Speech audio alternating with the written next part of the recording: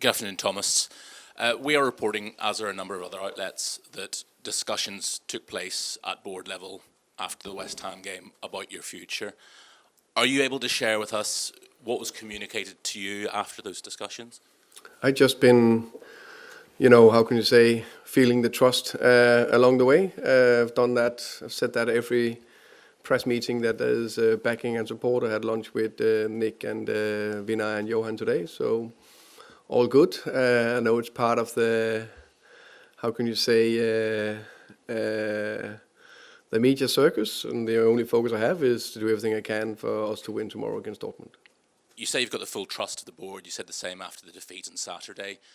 But you're a perceptive guy, you're an intelligent guy, you're only human. The relationship with the fans, do you ever think that's become so broken, so fractured, so irredeemable that you can't win the fans back around now? It's just gone too far.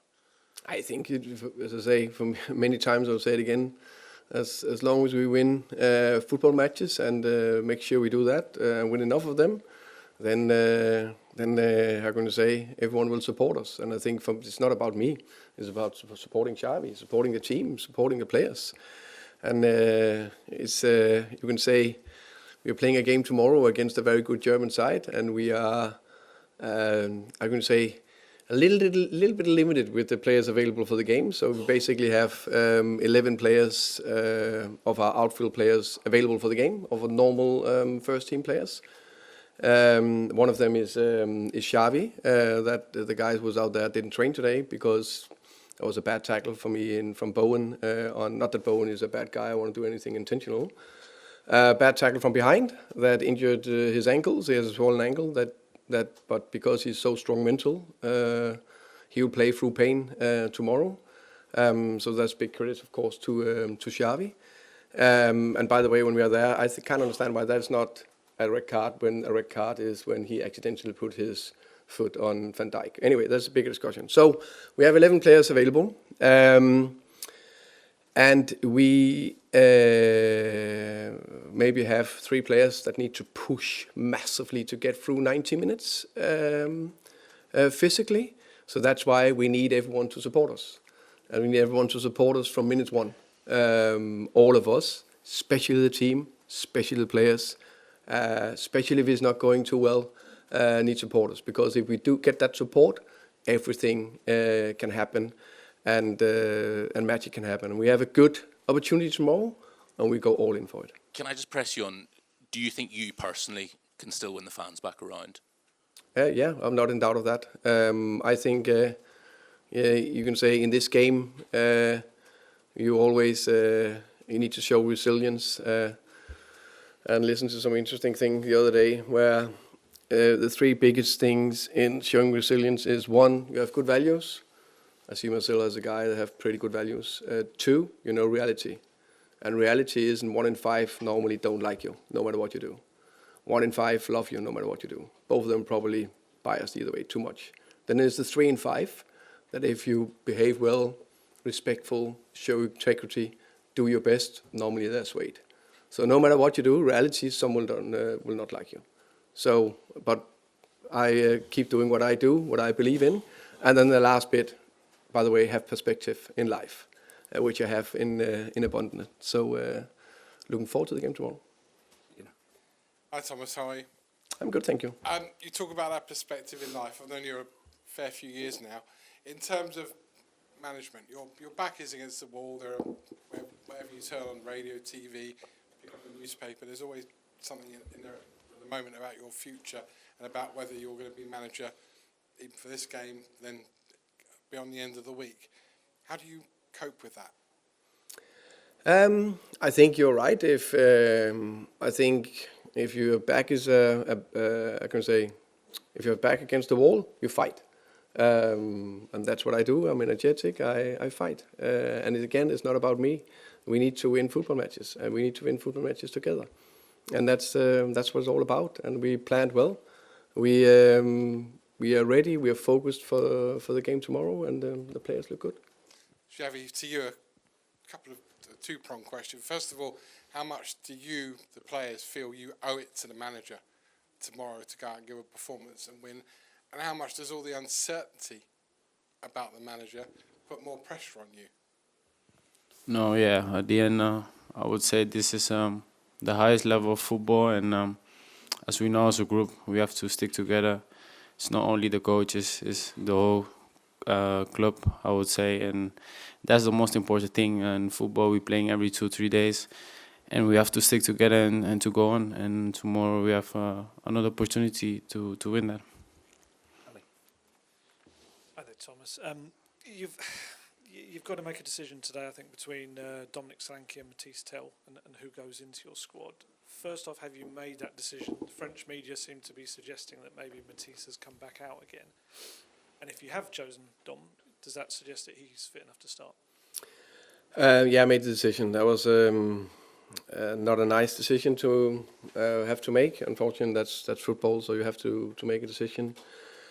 And the way the rules are, the only option was either Dom or Matty in the squad, and I chose Dom because I think Matty have done very well the last couple of games, and that's the crazy thing. If I could pick, how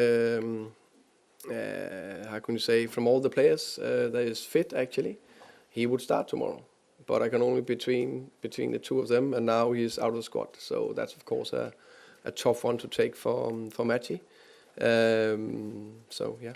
Just quickly before I go on to Xavi, just quickly, just check. João Paulinho, is he okay to play or not? No. That's why I said we only have 11 players. Okay. So no. It's when it rains, it pours. So he's not available.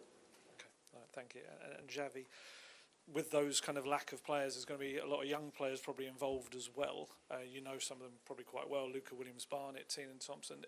Are players like that something that the fans, who are obviously quite down at the moment, can they kind of use the excitement and potential of these players to maybe kind of look forward to the future of Tottenham?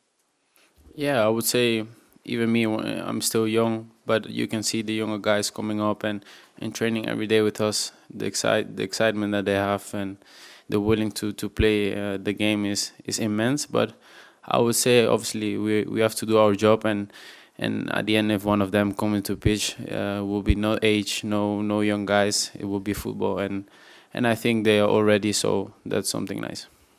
George. Xavi, hello. Sorry, can you just explain what's going on from a player's perspective about why you're struggling to win at home?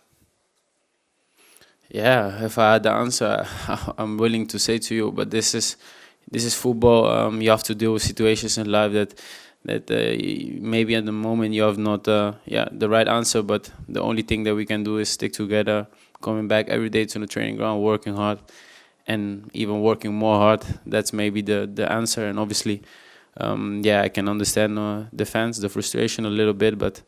I can say with certainty that we are trying to turn that around. Thank you.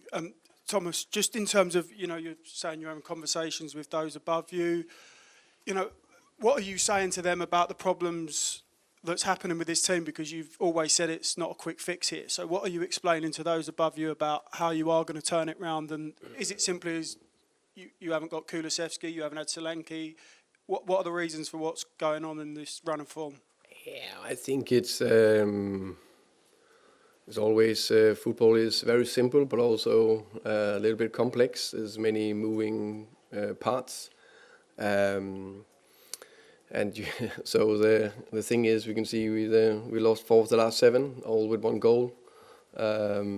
All games where we could have got more out of it, with a little bit margins dropping our way. I think it's said it a few times that, especially the Bournemouth and the West Ham game, I think we could have won it, and we looked the winning team, and then we would have different stories sitting here today. Liverpool just said, freak action, caused a red card, and then suddenly it's a little bit uphill, even if we did a lot of good things. So I think it's about keeping the noise out, stay calm, carry on, look at the performances, look if the players are still running, they're running hard. I think it's a big thing. The last 3 games where we are down at halftime, how they come out and respond, I think it's a massive thing. And they responded fantastic, and we should have got more out of it. Sometimes it's just football that happens, and you are in that spell, and you all search for answers. You ask me for answers, Xavi for answers. It's not like Why are we not scoring? Why is it not dropping for us? Why are we not putting to the top corner? Why is that sometimes a little bit you're in that spell where it's not going your way? That's part of it. Are you still working hard? Are you still trying hard? Are you still believing? Which I see signs of clearly in every game. And then, of course, I think even the best coach in the world, Pep Guardiola, say, I'm nothing without my players. I'm nothing without the best players available.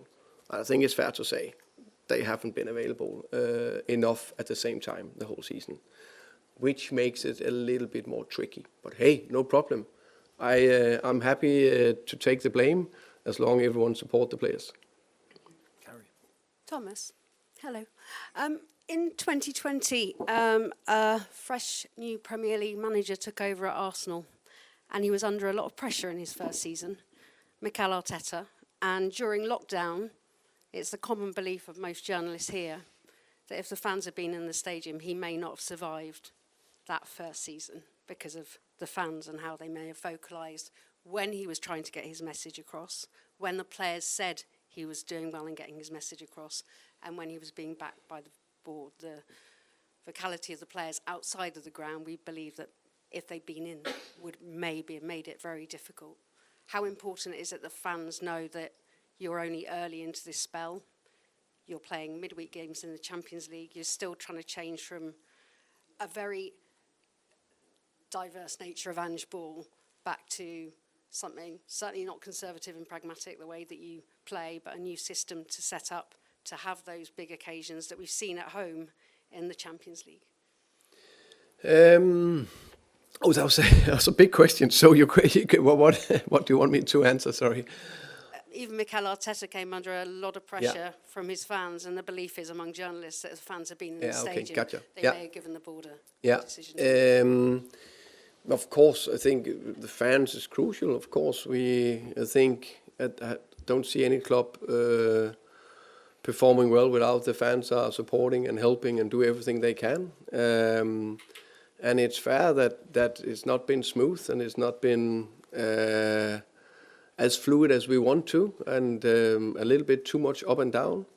And then, unfortunately, it's a result business, a lot of emotions in this as well. But I think there's a lot of signs that's going right way. And then, of course, when it's a little bit tricky to play every third, fourth day, that makes it more difficult. But we still need to find a way to get over the line. And I think we're much closer than we think, and we just need to keep going. What's your message to the fans from how far you believe you are from getting the regular performances out of your team that we saw at Brentford? Yeah, but I will actually refer to the last 7 games. I think they have been quite regularly in the right direction. And where it's such a little thing that needs to drop for us before we win 2-1 against West Ham and 3-2 against Bournemouth. Then completely different. Even the Villa game, that could also have been drawn. I think we performed, we look at everything, to not necessarily lose any of them. And then it's different. So that's why I don't think we're that far away. And Xavi, for you, I know you've talked about how much the difficulties that you came into the club and the difference it made against Thomas. Big performances at home in this competition, and now up against Borussia Dortmund, a team you know well from playing in Germany. Is this a big moment to put on a big performance? Yeah, obviously, we want to turn this around, especially playing the Champions League. I think is the biggest stages, and me playing against Dortmund, I've played already in Germany. It's special, but at the same time, it's like every game. Every game is a big game for me, for the team, and we want to pick that momentum and to bring that 3 points at home. Alex. Hi, Thomas. Obviously, since Mathys Tel's come back into the side, he's impressed fans, scored a goal, played well. How do you expect, and again on the weekend, the decision to take him off was booed by the supporters. How do you expect fans to take the news that he's been replaced by Solanke within the squad? I don't know. I hope people understand it's not a straightforward decision. It's him or Dom in the team tomorrow, and it's Mathys that has done well, or it's Dom that has been how can you say, the main striker experience, a voice that's also, with his experience, more likely also can give a little bit more to everyone else if it's a little bit tough. So that's a decision, and I made a decision, and I believe, of course, it's the right decision, and that's what I've went with.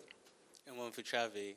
Obviously, you've experienced elite football environments all over your young career in Spain, Germany, France, Netherlands. What have you made of Spurs and the environment here and the environment that you've come into when you, I suppose, compare it to a lot of those elite environments that you spent time in previously? Yeah, at the end, I think it's not fair to compare every club. Every situation is different. Every manager is different. Every place is different. And me, I'm now here. I'm really happy to be here. Obviously, this is the situation we are into. For me, especially as well, at the start was not the right. Was not in the right position or mood, I would say. But now I feel really good together with the team, and we're trying to change this. Yeah. John. Hi, Thomas. You mentioned about being up for the fight and you're ready for the fight. I guess we don't always see the nastier sort of side of you, because we have the perception of you being a very nice guy, which you are. But I just wondered, you know, can you tell us about that sort of kind of character and just how much you're ready for the fight and that sort of side of personality? You know, Mr. Nasty in the dressing room, I guess. Yeah, but I how can you say? I think being up for the fight is to get up every morning very early, coming in, preparing, doing everything we can to turn every stone to make sure we are well prepared every single time we go on the pitch, push the staff, push the players, have demands, loads of small conversation, meetings, push, everything. I think that's part of it. And say ready for the fight is also that you keep going. You don't feel sorry for yourself when it's tough. You know, we put things into a bigger perspective. You do everything you can. I can definitely know that I can look at myself and do everything I can to make things right. But again, now it's me. We all know that if you want to have success, it cannot only be about me or Xavi. It's about 25 players, me, a whole staff, ownership, leadership. So I know I'm a little bit the man in the middle at the moment. Fair enough, no problem. I'm more than happy to take all the blame, as long as they protect the players and they back the players, everyone, including fans and journalists. So I just keep doing what I'm doing, and I'm not in doubt that's the right thing. I'm not in doubt that will turn. Of course, we need to win more football matches. So, yeah. And just the fans, going back to the fans tomorrow night. I mean, your place in the qualification isn't yet secure. So how important against really dominant, experienced opposition tomorrow night is that support, that unwavering, that you don't bring the toxic atmosphere that is positive, that is behind the team? But it is crucial. I completely understand the emotion in football and how it means for every fan that is involved. I completely understand that. But also really understand how it is when people walking out on that pitch. The more they feel the energy and the support, no matter what, the better they perform. And we need that tomorrow, and of course. And I think, I think the biggest thing, look at the players, are they running hard? Yes, they are.